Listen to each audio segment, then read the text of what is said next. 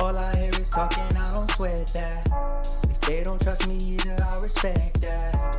If she be down the ride, oh, I'll bet that.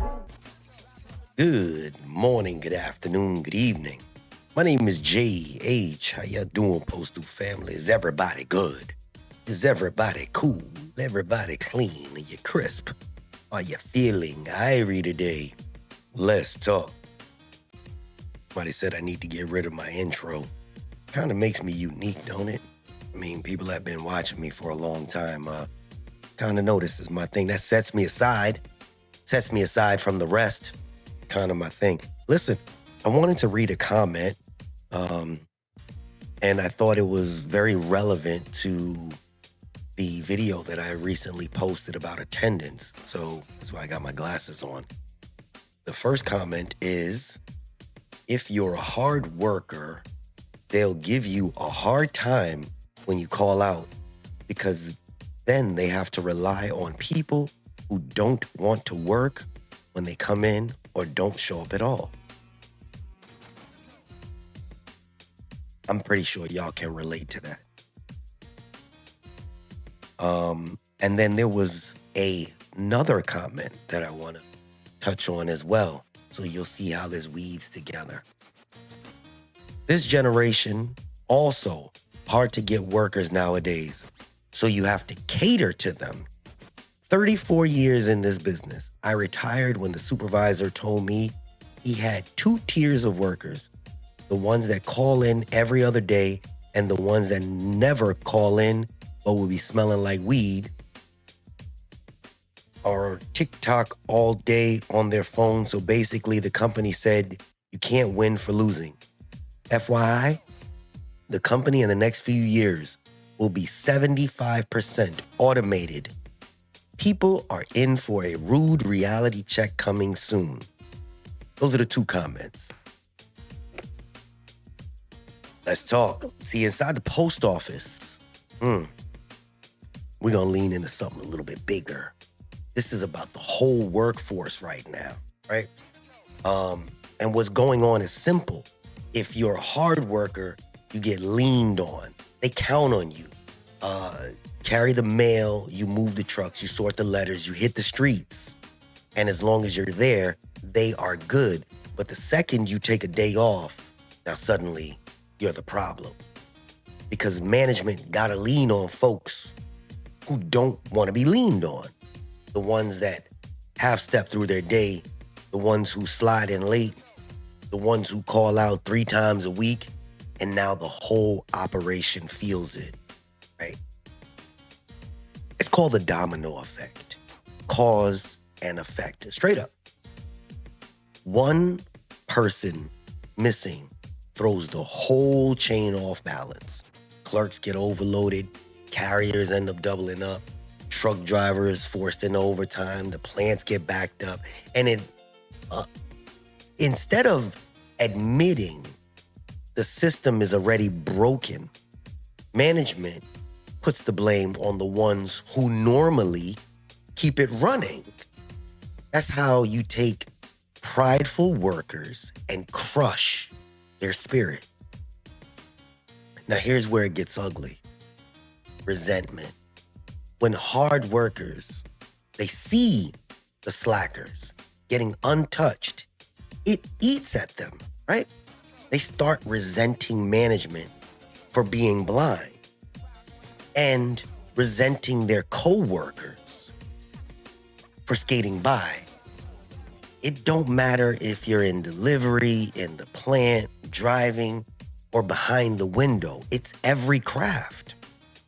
The division grows and the morale drops. But let me tell you, that story from the supervisor, that sealed it for me. There's 2 tiers of workers now. Think about that. He didn't even hide it. He said, tier 1, the ones who call out every other day. Tier 2, the ones who show up but spend all day on TikTok smelling like weed, doing just enough not to get fired. That's not me making it up. That's from the mouth of a supervisor. And he was being honest. He said the company can't win for losing because you're stuck between unreliable and unmotivated.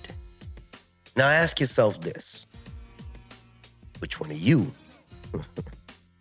Because that's where the mirror comes in. When I say I'm not attacking you, I'm asking you to look inward.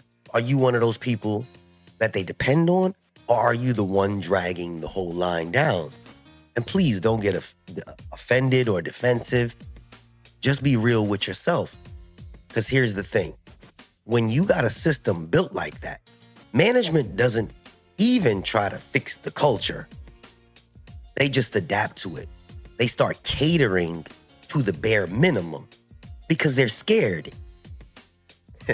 If they hold anyone accountable, they won't have enough bodies to run the mail. And what happens? The hard workers get punished for caring. The lazy ones get comfortable. Talk to me now. Y'all know I ain't bullshitting. And the whole organization starts to slide downhill. Now let's zoom out for a second. Take that old school supervisor dropped one more bomb, right? Automation. He said flat out, in the next few years, 75% of this job is gonna be machines. Let that sink in. I've been telling y'all that for a long time. And all these people thinking they're slick, skating by, calling out, half working. Y'all don't realize there's a rude reality check. It's coming down the pipe. And the same goes for the ones that are breaking their backs. If you think this place will reward your loyalty, you are in for the same shock. Machines don't care who the hard worker was. That's why I'm talking to you like this. Not to attack, not to point fingers, but so maybe somebody hears this and says, damn, could that be me? Am I the one showing up halfway? Am I the one people resent? Am I the one burning myself out, thinking this company's gonna care for me? And that's the emotional damage right there. Because good workers either get bitter and quit, or they stop caring and turn into the very thing that they used to hate. Lazy workers keep skating until the hammer drops, and management, well, they just keep looking the other way. So yeah, this isn't just for USPS. This is everywhere. This is for Amazon, for FedEx, UPS, retail, fast food. It's the same story. People get tired of people not showing up. You see automation every day. You don't believe me? When's the last time you went into a bank to cash your check? Need I say more? When you go to so many different places, you see that there's some type of automation helping you versus a person, down to McDonald's. There were hard workers carrying the loads. There was slackers that were coasting by. Leadership, they just keep shrugging their shoulders. And everybody in this full circle is building resentment. But the bigger question is, when you hear me talking right now, which part of the story sounds like you? That's the gut check. That's the mirror. And if it stings or if it bothers you or you want to combat it in the comment section, good. That means it hit where it needed to hit. It just boggles my head how we have so many good workers that end up being bitter or burned out or broken because of the very system that's protecting the bad workers. And then when they feel like, why am I paying my dues? People start questioning them. They start calling them scabs. It's a vicious cycle. But hey, this is just my rant. What do I know? I'm just some dumb truck driver. Leave your comments.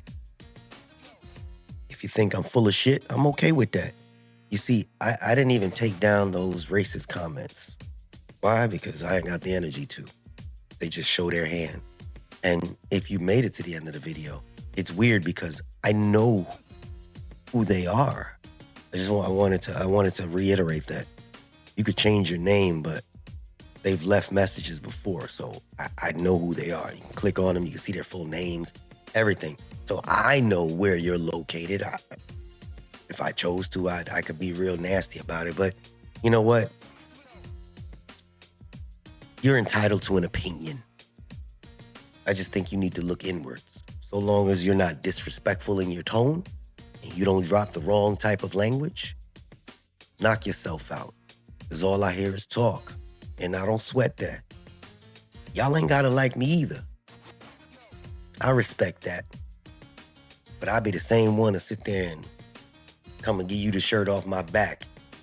And one of you knows that because one of you has actually called me. And one of you has actually been on the phone with me. That's the shameful part. And I know that. You changed your name, but I figured out who you were. That's the shameful part, because you've asked me to help you. You've asked me, and I've been there. But still, you look at the people the way you do. Your opinion. This is JayH, and I'm out. All I hear is talking, I don't sweat that.